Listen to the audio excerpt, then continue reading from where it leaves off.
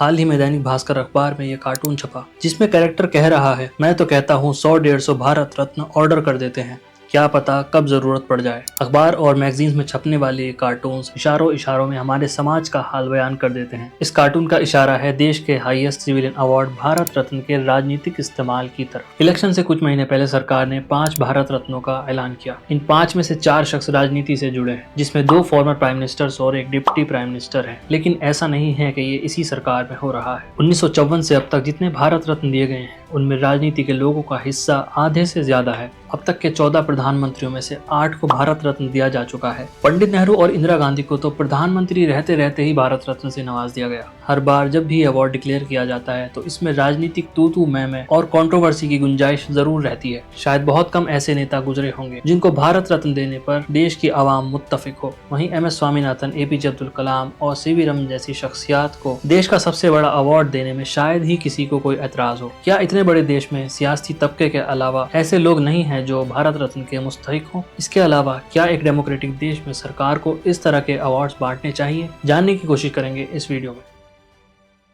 भारत रत्न की शुरुआत 2 जनवरी 1954 को इंडिया के हाईएस्ट सिविलियन ऑनर के तौर पर हुई। शुरुआत में ये आर्ट्स, लिटरेचर, साइंस और पब्लिक सर्विसेज के फील्ड में दिया जाता था, लेकिन 2011 में रूल्स को तब्दील करके इसको any field of human Endeavour कर दिया गया। साथ ही 1966 के बाद इसको पोस्टुमसली दिया जाने लगा, मतलब वफात पाए हुए लोगों को भी इससे नवाजा जा सकता है। पहले से ही ये अवार्ड क्रिटिसिज्म्स और कंट्रोवर्सीज से आजाद नहीं रहा। इसको 2 बार सस्पेंड भी किया गया। पहली दफा 1977 से 1980 तक मोरारजी देसाई ने PM बनते ही सारे सिविलियन अवार्ड्स को सस्पेंड कर दिया। दूसरी दफा भारत रत्न 1992 से 1995 तक सस्पेंड किया गया, क्योंकि इसकी कॉन्स्टिट्यूशनल वैलिडिटी को लेकर PILs फाइल की गई थी। अब सीधे चलते हैं भारत रत्न के राजनीतिक इस्तेमाल की तरफ। इस चार्ट को देखिए। 2019 तक 48 लोगों को भारत रत्न दिया गया है। इसमें अलग अलग फील्ड्स के कुछ बड़े नाम शामिल हैं, लेकिन सबसे ज्यादा 27 अवार्ड्स पब्लिक सर्विस की झोली में गए हैं। इस साल के 5 में से 4 अवार्ड्स भी पब्लिक सर्विस के लिए ही दिए गए हैं। इस तरह ये नंबर पहुंच जाता है 31। इनमें फ्रीडम फाइटर्स, प्राइम मिनिस्टर्स और प्रेसिडेंट वगैरह शामिल हैं। कुल मिलाकर ये सभी लोग राजनीति से जुड़े हैं। अब यहाँ कई चीजों पर गौर किया जाना चाहिए। ऐसा क्यों है कि भारत रत्न अक्सर राजनीतिक लोगों को दिया जाता है? हमारे फ्रीडम फाइटर्स की शख्सियत किसी अवार्ड की मोहताज नहीं है, फिर उनको इस अवार्ड से नवाजने का क्या मतलब है? पॉलिटिकल कैलकुलेशंस ध्यान में रखकर जब ये अवार्ड दिए जाते हैं तो इससे किस तरह का पैगाम पहुंचता है, और क्या एक डेमोक्रेटिक कंट्री में इस तरह के अवार्ड्स की कोई गुंजाइश है? आइए अब देखते हैं कुछ ऐसे मौके जब भारत रत्न के लिए कोई चुना गया है तो सवाल उठे हैं। भारत रत्न शुरू होने के एक ही साल बाद यानी 1955 में प्राइम मिनिस्टर रहते हुए पंडित जवाहरलाल नेहरू को भारत रत्न से नवाज दिया गया। हालांकि इसमें पंडित नेहरू का कोई रोल नहीं था।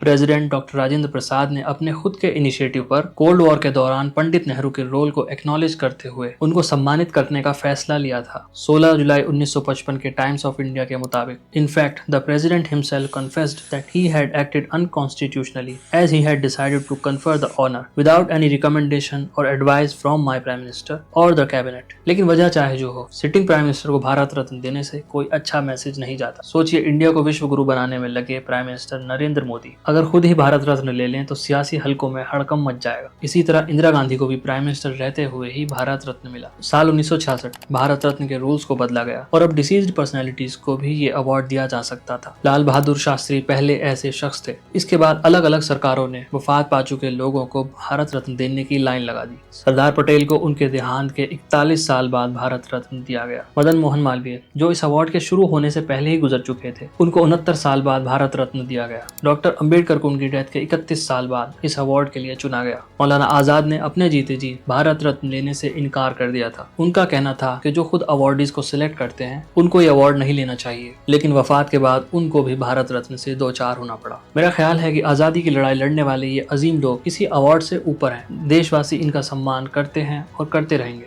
लेकिन इन लोगों के गुजरने के 40-50 साल बाद इनको भारत रत्न देकर चुपचाप वही मकसद पूरा किया जाता है जिसके लिए चुनाव से पहले रेवड़ियां बांटी जाती हैं। खैर, साल 1988 में राजीव गांधी ने तमिलनाडु असेंबली इलेक्शन से पहले MG रामचंद्रन को पोस्टुमसली भारत रत्न दे दिया। इस साल के लोकसभा इलेक्शन से पहले 4 पॉलिटिकल फिगर्स को भारत रत्न दिया जाना कोई इत्तेफाक नहीं है। मोरारजी देसाई ने पीएम बनने पर भारत रत्न और पद्म अवार्ड्स को सस्पेंड कर दिया था, लेकिन 1991 में नरसिम्हा राव ने उनको ही भारत रत्न दे दिया। गौरतलब है कि इंडिया से पहले पाकिस्तान ने 1990 में मोरारजी देसाई को निशाने पाकिस्तान से नवाजा था, जो पाकिस्तान का हाईएस्ट सिविलियन ऑनर है। Bharat Ratna across the party line जाकर भी दिए जाते हैं, जैसे एनडीए सरकार ने प्रणब मुखर्जी और नरसिम्हा राव को दिया है। वजह ये बताई जाती है कि इन लीडर्स की कांग्रेस में बेकदरी हुई है, इसलिए उनकी सर्विसेज का ड्यू भारत रत्न की शक्ल में दिया गया है। तो ये थे राजनीतिक लोगों को भारत रत्न दिए जाने से रिलेटेड कुछ फैक्ट्स। वैसे सिर्फ भारत रत्न ही नहीं, पद्म अवार्ड देने में भी सरकारें सियासी मसलहत और पसंदीदगी का इजहार करती हैं। राजीव गांधी के दून स्कूल के प्रिंसिपल, ज्ञानी जेल सिंह की आंख और अटल बिहारी वाजपेयी के घुटने का ऑपरेशन करने वाले सर्जनों को पद्म अवार्ड से नवाजा गया। डॉक्टर राजेंद्र प्रसाद ने अपनी नर्स के लिए पद्मश्री अवार्ड का इंतखाब किया। हो सकता है ये लोग मेरिटोरियस भी हों,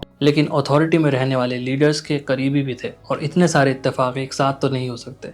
अब चलते हैं इस बहस पर कि क्या एक डेमोक्रेसी में इस चीज की गुंजाइश है कि हुकूमत सिटीजन्स को इस तरह के इनामात से नवाजे। क्या ये पुराने वक्तों में बादशाहों की तरफ से दिए जाने वाले इनामों की ही एक रिवायत है, या ब्रिटिश हुकूमत के अपने वफादार लोगों को दिए जाने वाले राय बहादुर और खान बहादुर जैसे टाइटल्स का ही हैंगओवर है। ये कोई नई बहस नहीं है। Freedom fighter H.N.. कुंजरू और मौलाना आजाद को जब भारत रत्न देने की पेशकश की गई तो उन्होंने मना कर दिया। एच.एन. कुंजरू ने कॉन्स्टिट्यूएंट असेंबली डिबेट्स में हुकूमत की तरफ से अवार्ड्स और ऑनर्स दिए जाने वाले आइडिया को अपोज किया था। इनके अलावा भी बहुत सी ऐसी शख्सियात हैं जो सरकार से अवार्ड लेने से इनकार कर चुकी हैं। एमिनेंट हिस्टोरियन रोमिला थापर 2 बार पद्म भूषण अवार्ड डिक्लाइन कर चुकी हैं। उनका कहना था कि वो सिर्फ एकेडमिक इंस्टीट्यूशंस या अपने काम से रिलेटेड ही कोई अवार्ड एक्सेप्ट करेंगी। भारत रत्न के लिए नाम फाइनल करना पीएम के हाथ में होता है। प्राइम मिनिस्टर ही प्रेसिडेंट को नाम रिकमेंड करते हैं। इस वजह से भारत रत्न की चॉइस पॉलिटिकली रूलिंग पार्टी के फेवर में जाती है। नेशनल अवार्ड्स की कॉन्स्टिट्यूशनल वैलिडिटी को चैलेंज भी किया जा चुका है। इंडियन कॉन्स्टिट्यूशन का आर्टिकल 18 टाइटल्स को एबॉलिश करता है। स्टेट किसी को राजा महाराजा जैसे टाइटल्स नहीं दे सकती। हालांकि कोई मिलिट्री या एकेडमिक टाइटल्स इस प्रोहिबिशन में नहीं आते, क्योंकि ये मेरिट पर बेस्ड होते हैं। इसलिए सुप्रीम कोर्ट ने 1995 में Balaji Raghavan versus union of India case में भारत रत्न और पद्म अवार्ड्स को लीगल ठहराया था, क्योंकि ये मेरिट पर बेस्ड होते हैं। किसी फील्ड में जो लोग गैर मामूली काम करते हैं ये उनको दिए जाते हैं। वैसे आइडियली तो ऐसा ही होना चाहिए, लेकिन क्या सच में ऐसा होता है? पॉलिटिकल कंसिडरेशंस इन अवार्ड्स की गरिमा को कम कर देते हैं। इसीलिए जस्टिस कुलदीप सिंह ने इसी केस के जजमेंट में सजेस्ट किया था, ये इंश्योर करने के लिए कि पद्म अवार्ड्स का कैरेक्टर सही में नेशनल और पार्टी और पॉलिटिकल कंसिडरेशन से ऊपर रहे, प्राइम मिनिस्टर को प्रेसिडेंट से कंसल्ट करके एक कमेटी का गठन करना चाहिए, जिसमें स्पीकर,